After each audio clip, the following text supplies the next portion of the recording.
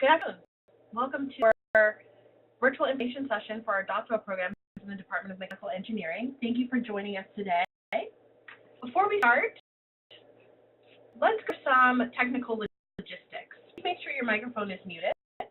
If you have questions, please be sure to type them in the Q&A chat window, and we will get to your question as soon as possible. The more questions you ask, the more interactive we can do in terms of answering your questions and making sure we get all of the information you need for when you're ready to apply. If you have any specific personal questions that need to be addressed, please email directly at gradadmissions@tufts.edu. Introducing our featured professor for today's virtual information session, Dr. Igor Sokolov. If you could please introduce yourself and tell us a little bit about your background, please. My name is Igor Sokolov, and I have my Ph.D. from one place in Russia, which is called Mendeleev Institute of Metrology. It's about standards. So it's what NIST. NIST stands for National Institute of Standards. Here, this institute doesn't have PhD program, but in Russia it did. And I trained initially as a physicist, and after that I got my interest in mechanics, and now I do quite a lot of things, including mechanics at the nanoscale, self-assembly of nanoporous materials. My favorite technique is atomic force microscopy to work with, and all other things to probably most interesting for humans questions about aging and cancer, and some other things. So, great, Professor, and welcome.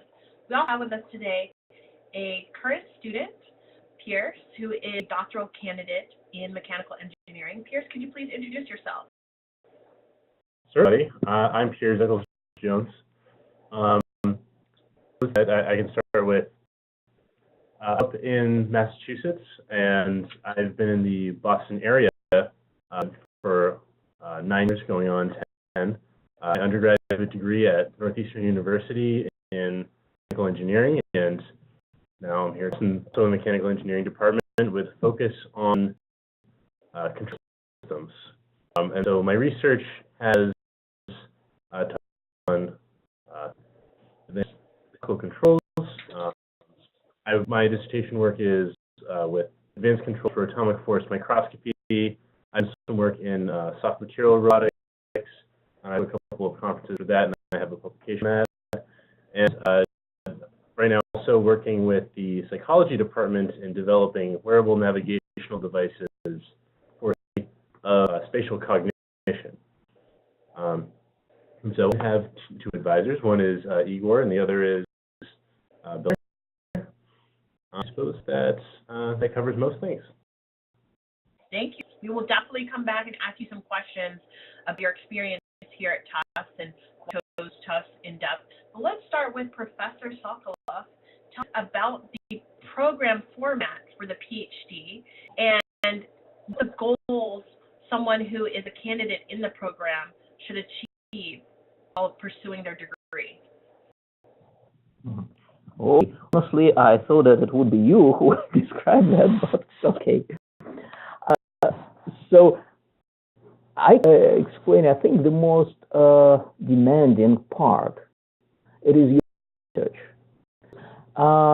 Some of the attendees are from abroad, so it's most interesting to stress that in the United States, PhD program is two components.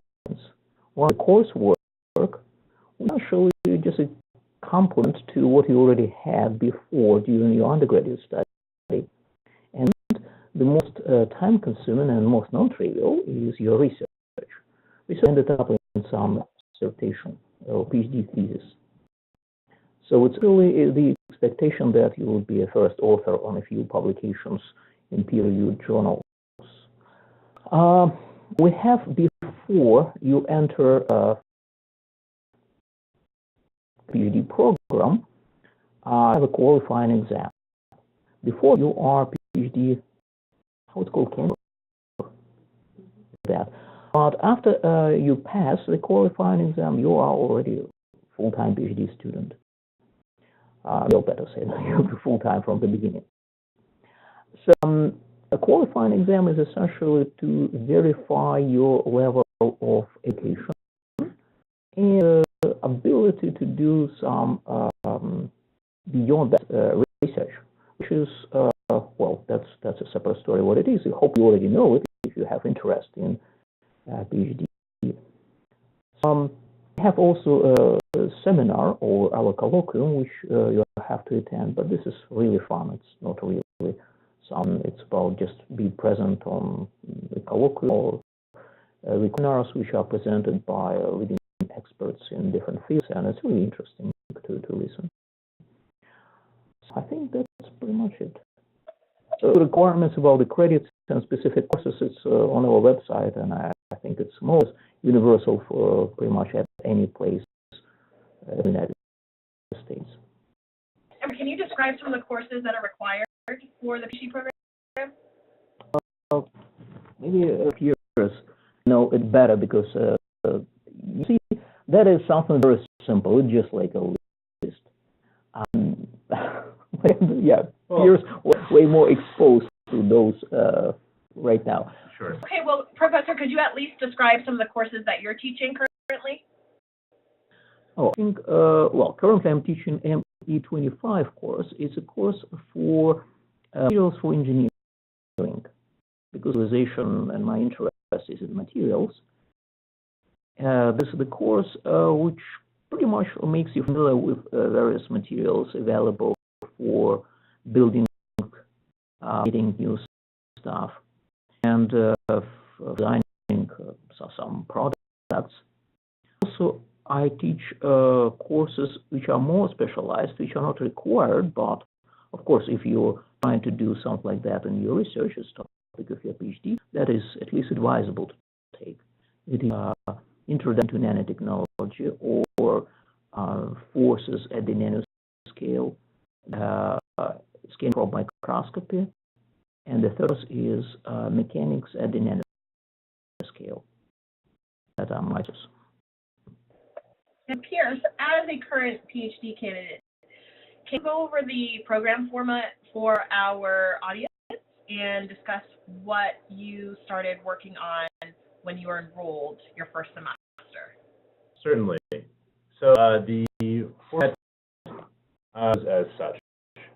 There are a couple of call cores that students are required to complete. So there are 4 available cores, and they have to complete 2 in addition to a couple other requirements inside those cores. So the available cores are things like controls and operations, is materials and manufacturing, thermofluids, and we recently added one in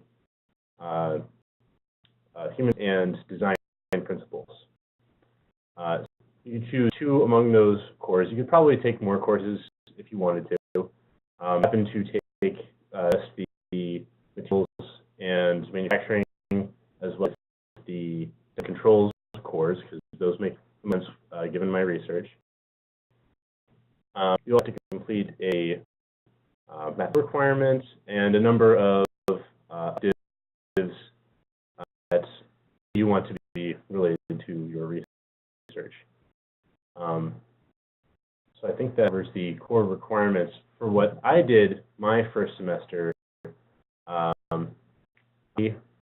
believe I took control as well as solid mechanics and a elective with Igor, I believe.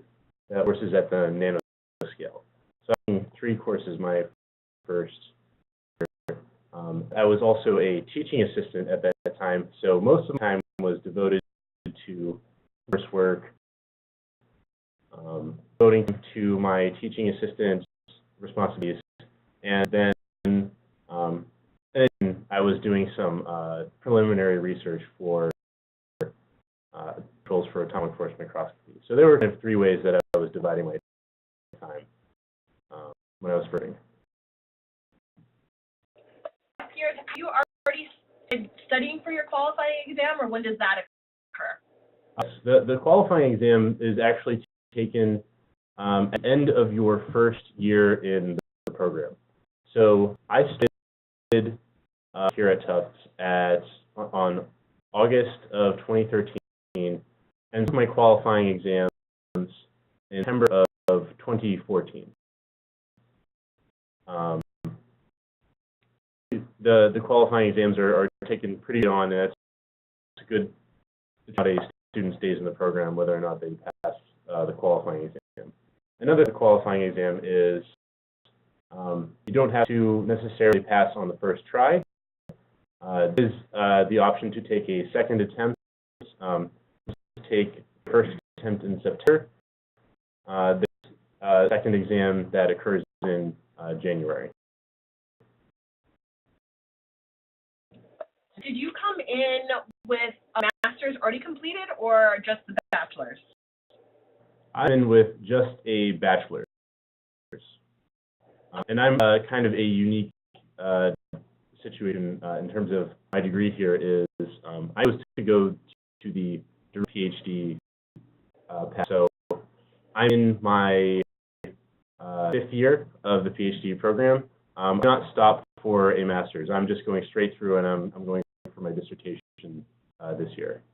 Oh, okay. So, Professor Sokolov, can you describe for our audience what that means, stopping for a master's? So, if someone applies to the MS/PhD, what exactly does that mean? No, it's obsolete. We don't have that anymore because it was really confusing. It's either master or PhD. Oh. It might still be on when you apply, but de facto it's simply the same as PhD. I'm getting a message. We have Dr. White with us. Possibly he can join in and discuss the MS/PhD for us. Let's unmute.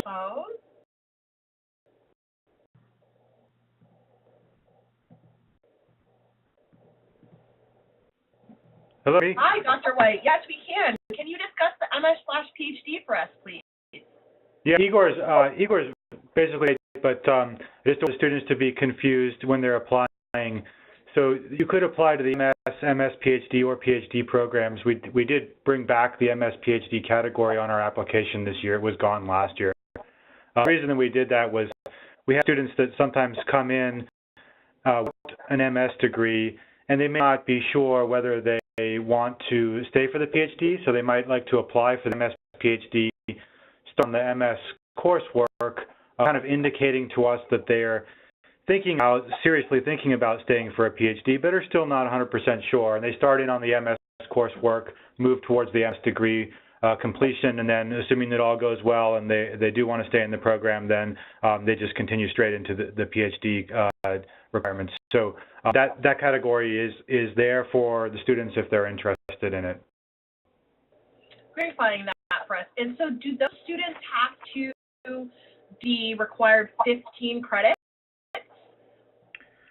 They basically complete all of the requirements for the MS, receive an MS degree, and then complete the requirements for the PhD and receive a PhD degree. So they the degree as they complete the requirements for that degree. So yeah, to get degrees, there would be a total of 15 courses. Although, as Professor Sokolov has already pointed out, the main activity of the PhD degree is not the coursework; it's the doctoral dissertation. So, master's stage, they would be thinking more about courses, and in the PhD part, just a few courses in areas that they need some additional technical training, but their main focus will be in the lab on their research.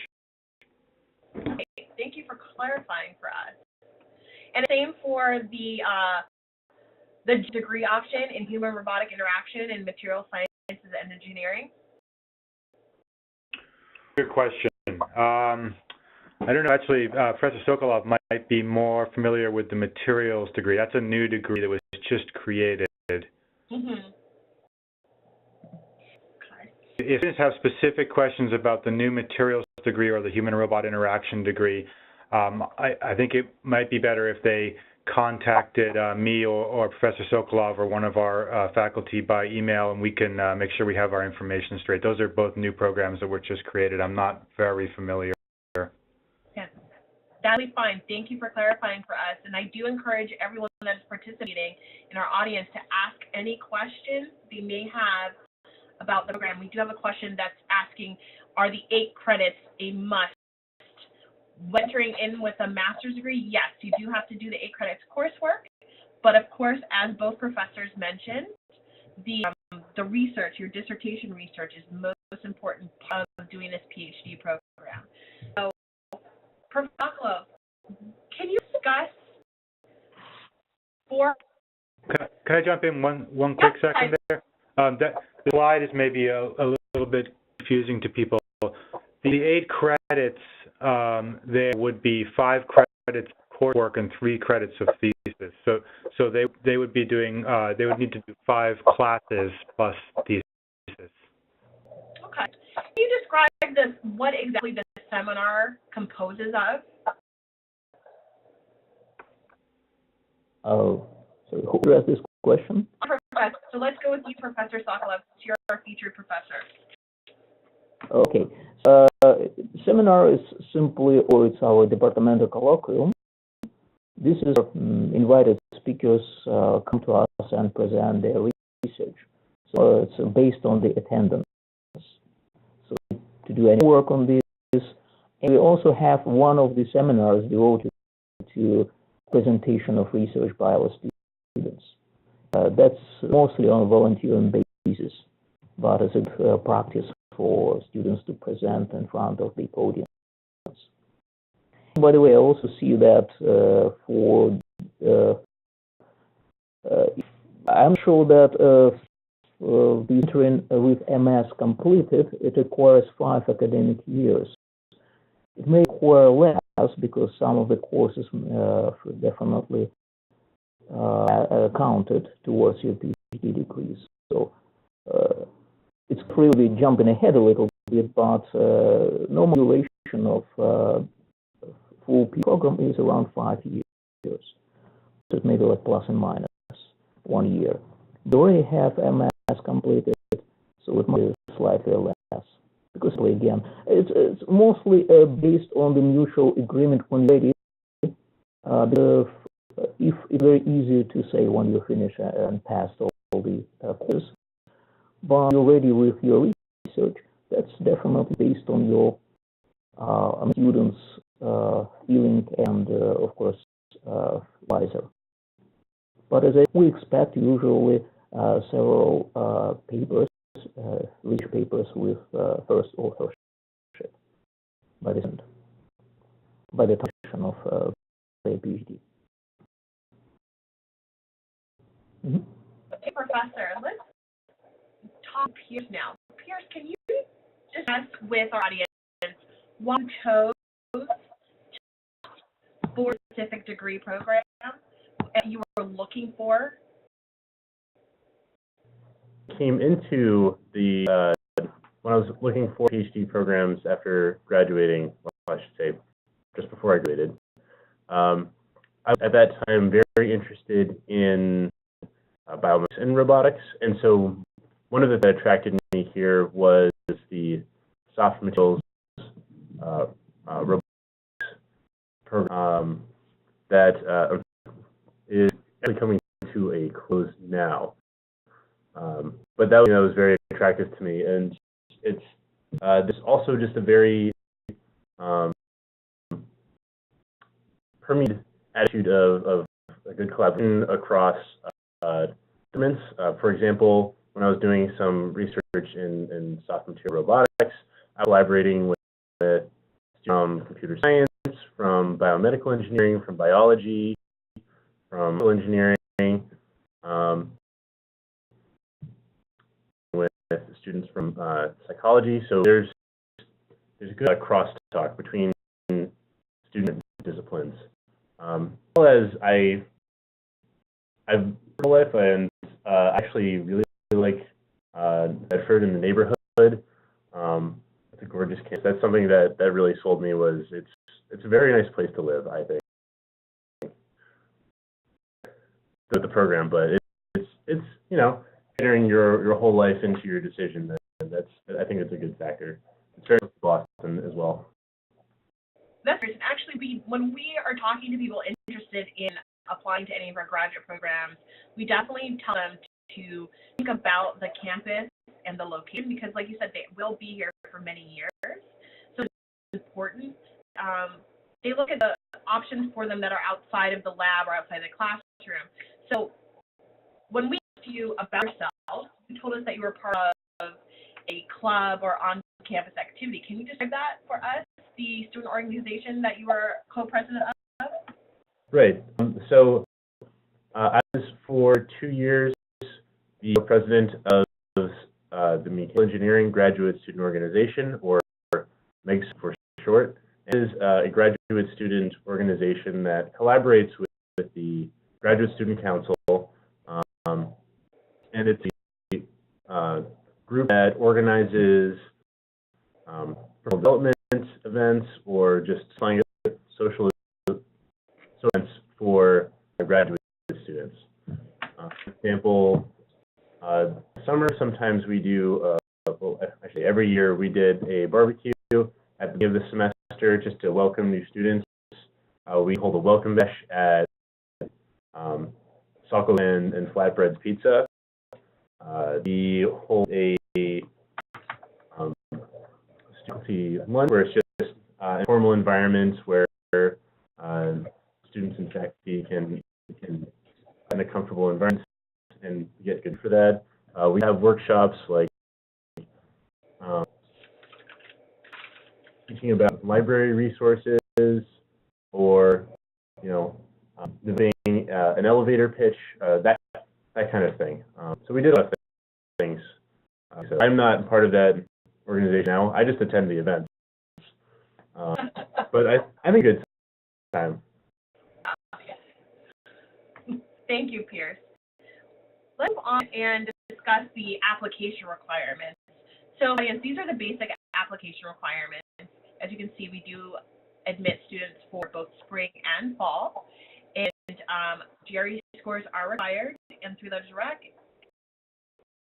and your personal statement.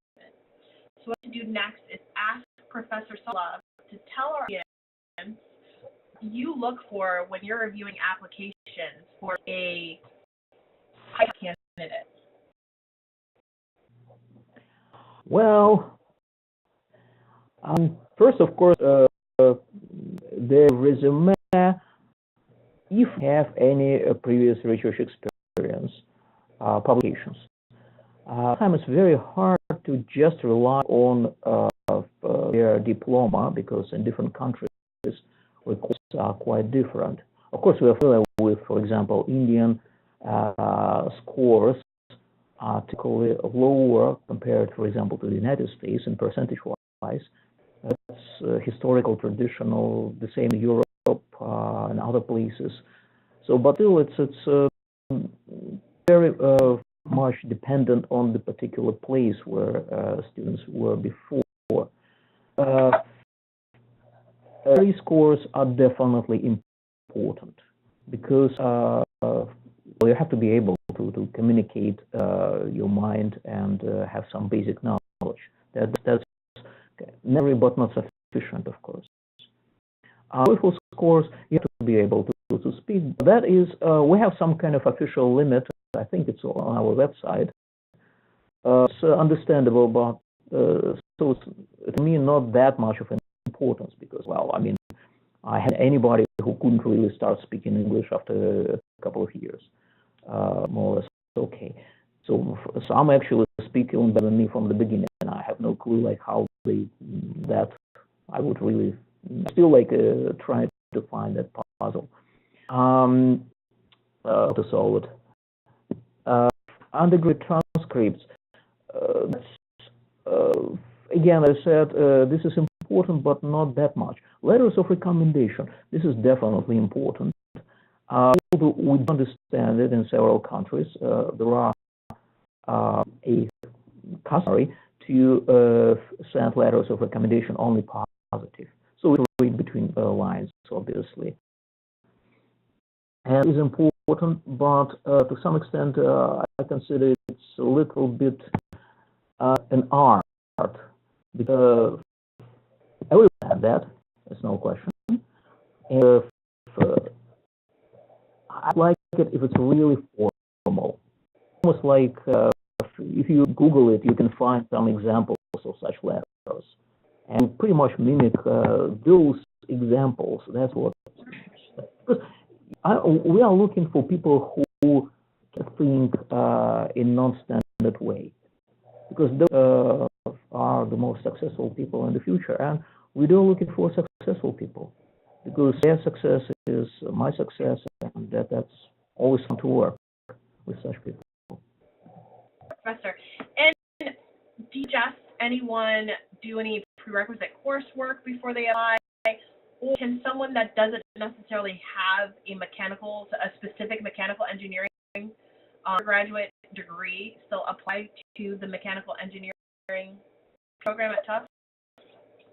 For example, I have a Ph.D. in physics, and mechanical engineering is a little bit old, maybe not really solid, but it's an old-fashioned name for a degree. I would differentiate it from other disciplines. If you want to build something at the end, to create something, that is where probably mechanical engineering stands for. The word mechanical is a little bit old-fashioned. That's what I really want to say. An example, because in physics all my life before, then I came here, and out of kind of respect to what mechanical, I started some program to study friction in oils. And because that mechanical engineer, it's a guy with a big wrench and complete with covered with dirty oil, some of that. But that this is not true, and I wouldn't really find any students to work on such project, because nobody really think about mechanical engineering as really machinery and work. So I think what the most important for students, if really understand about what they really want, what topic of research they want to pursue in the future. They have to really express it in their personal statement. That's even in resume from the beginning, because that's probably the most important. If you don't know what you're going to do, you put yourself in some kind of honorable position. It's definitely understandable, because a lot of people do know, and it's normal for people that actually don't know 100%. But you have to have some kind of interest in something. What I would recommend definitely to indicate that you have some interest in, at least in something. And those, it might be few, not necessarily one area, but that gives typically a very good impression from the application.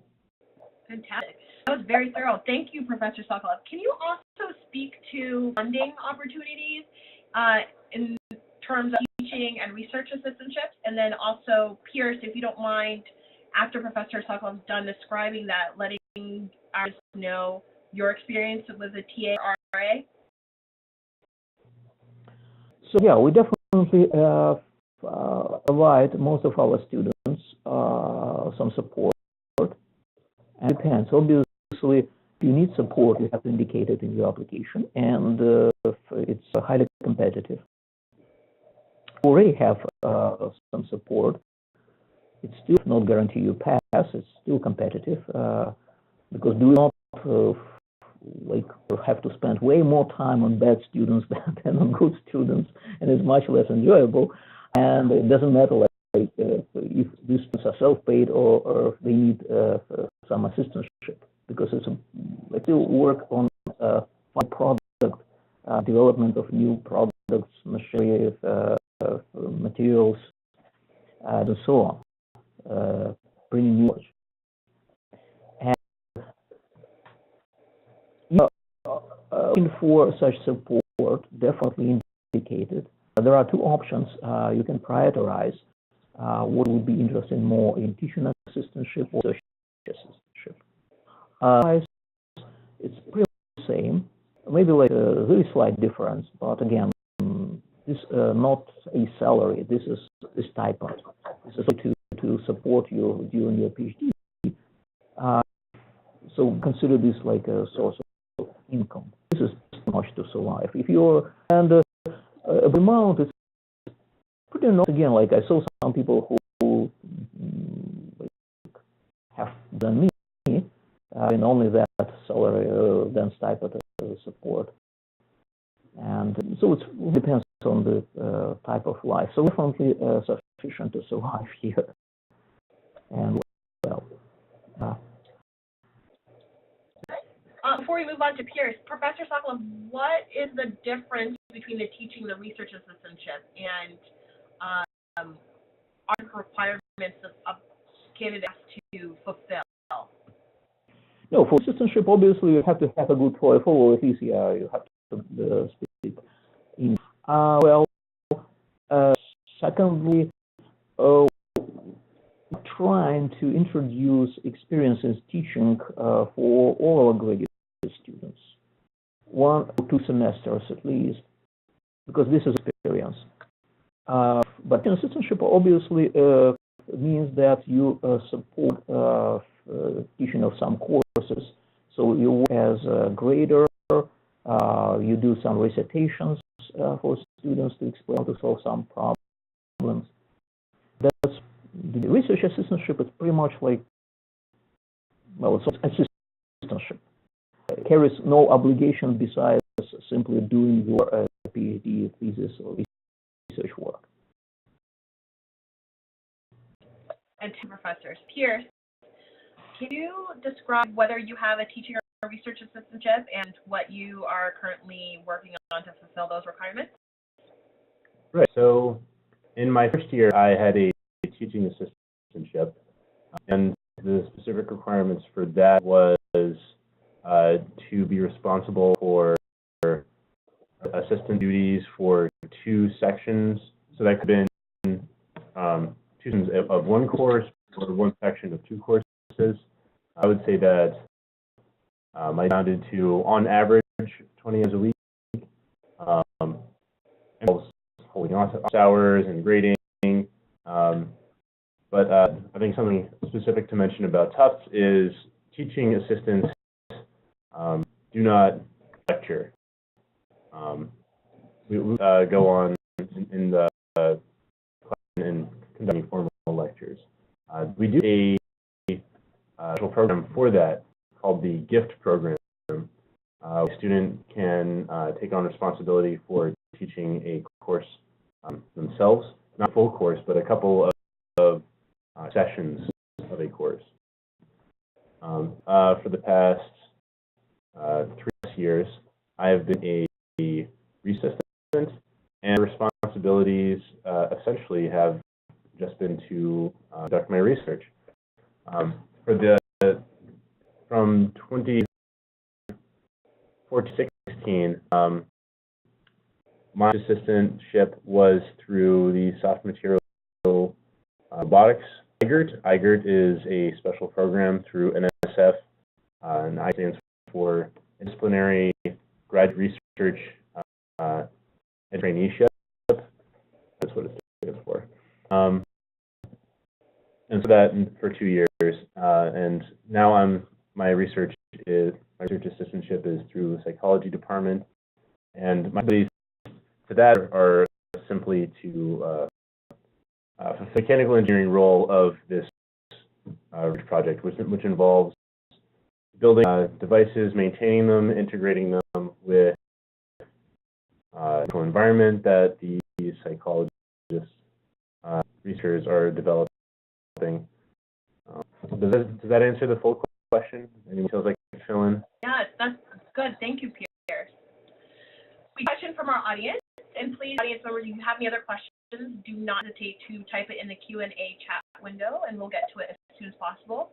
This a question for Professor Sokolov about personal statement. Mm-hmm. The person asks, if one has interest in renewable energy, but due to limitation at the undergraduate level, we're never able to pursue meaningful research in the area. And they have more experience in robotics. How do they address this discrepancy in their statement of purpose? Well, you simply need to explain why you have more interest in renewable energy. It's absolutely normal that research interests change in time. So many times my own changed, and of course you don't research before you have. So it's normal when you have another interest after doing some different research. The only thing please just simply indicate why. So show that some friend of yours, some people, great, cool, like to do some energy, and after that you decided to do that. So it's maybe like, I don't know, so some more rational explanation. That would be perfectly okay, and have previous work different area. So just simply say that yes, it was a great experience. Don't say it just was a waste of time. No, just maybe put in positive perspective. And that's perfectly okay and even good, because it means that you're taking first idea from the sky. You already at least tried something.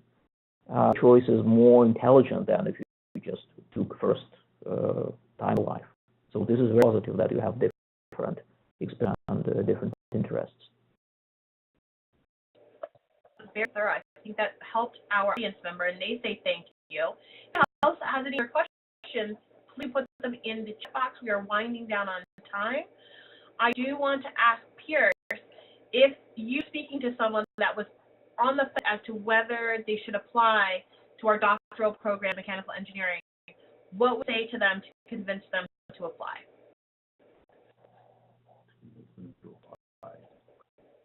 The answer depends on what their research interests are. So, say that their interests are in renewable energy or in soft material robotics or in polymer manufacturing or any one of the other core competencies. I would say that that's going on here in those specific areas. Fact is very talented. I think that if you're the kind of person who thinks that you will flourish in a collaborative environment, then this is a fantastic place to be. It's extremely it's a smaller department, so everybody knows everybody, and the department's the kind of environment you're looking for is a place to be. That's one of the reasons I didn't mention it before. The reasons that sold Tufts to me was looking to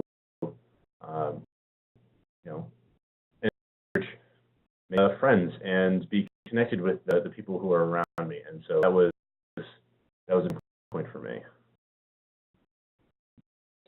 Thank you, Pierre. I do want to let everyone know that Tufts is a Tier 1 research university, and we just built a brand new science and engineering complex. Professor Sokolov, can you speak to how the new SEC building has enhanced our ability to do research in mechanical engineering? Well, enhanced my office because it's not much nicer here. But with respect to research, well, it doesn't know where you put it. Of course, it has to be like a good lab, but it can be in your basement. And honestly, sorry, but this is kind of not the question I would expect. It's definitely nice, very nice facility. Honestly, I objected to move my labs here because any move kills like several months of your research time. But now when I see this building, I kind of start to that I made a mistake. Because here are really nice. And also there are labs here from biologists which will need to collaborate, because if you remember, being mechanical engineers are actually my interest in cancer and aging. You can imagine that as soon as we get older, it gets kind of stiffer. Like it's for people abroad, like, well, I quite frequently not dead, that's stiff. It's a slang for a dead person. So we are getting like stiffer in terms of like actually. But it turned out that physically, mechanically, we get stiffer. And this is kind of an interesting topic in itself. But we need to work with biologists, and there are quite a lot of biological labs here. In one building, we have environmental engineers. So this is a pretty new building. I haven't really seen like everything around, but it's a really nice building and very close, between different departments in terms of distances. And this is very important because believe it or not, but people are kind of I think it's inverse proportional, kind of power of collaboration is inverse proportional to distance, the collaborators. The cafeteria here, which helps a lot, like good coffee, although I like tea, but it's still here. So, well, that's a floor which I never was there, and the rumors there, it's like some greenhouse or something like that. My mom, we had some project on study of insects, and we had a greenhouse. We could do that project way before. We found insects in our corridor, so that's what's the reason to start that project. Thank you, Professor. And as we wind down the virtual information session, if we have any last-minute questions from our audience, please let us know. But in the meantime, Professor, can you tell our audience why you think they should apply to Tufts for the PhD in mechanical engineering if they're interested in the research that we do here? Mm-hmm. I think this is maybe a general statement. You have to look at the topic you're interested in, research topic, because definitely we have very strong institutions around. And I think you need to know, being a PhD candidate, it's good if you know two things. First, research interest. Then research by words, using Google. These days is very easy. So the most active groups doing that research. So there are already places where you could work as a student towards your PhD. And second is try to understand in which environment you are the most productive. Some people whip and literally work in a very competitive environment. Sometimes other people like to work without any stress, kind of relaxed. And personally found my work way more productive when relaxed. And I found that Tufts is probably, not probably, it is a family place. Also, one more thing, if you look to the group of the professor you found research interest, look at the size of that group. In many top universities, this group can be like really like 50, 60 people. Obviously, you have to be ready then that you don't really have time to speak to professors at all. If you need more guidance, if you need more really how to do research, then look for a smaller group. If Tufts matches those requirements, more here, small size of groups. We do have some very big groups, but again, like it depends on your interest. If the group is small, so you do need more kind of supervision. Then this is a good place. Like if your interest with it, which is big, and you're okay with working more or less independently, that's a good place. So again, like you have to really look at research interests. Like Boston, actually, so one thing, Medford is it's kind of confusing because a lot of people ask, Medford and Boston, how far it is from. As a part of the greater Boston. It's like you can just simply look at Google, like a again, like where it's located, and you see that it's almost like in the middle of Boston. So it's a little bit north. It's not that cloudy, and I really like it. For example, my house is at Medford, and it's close to campus, so I really like this area as well. I have a huge forest, by the way. You also can see that on the map. Kind of really surprising to me, being from Europe, so to see a gigantic forest right in the middle of a big city, which I like. Thanks, Professor. You did a wonderful job wrapping up why anyone that is participating or anyone who is thinking about our doctoral program in mechanical engineering, why they should apply. Thanks again to everyone who has participated today, especially Professor Sokolov and peers. Thank you for coming and joining us today discussing the program. If anyone has any questions, please feel free to email us at admissions@tufts.edu or give us a call. And if you are interested in specific research being done by our professors in the Department of Mechanical Engineering, do make sure to reach out to them and discuss their research and if they are taking new candidates. If there are other questions, we would love to end our session and look forward to you all applying. Thank you. Thank you. Everybody.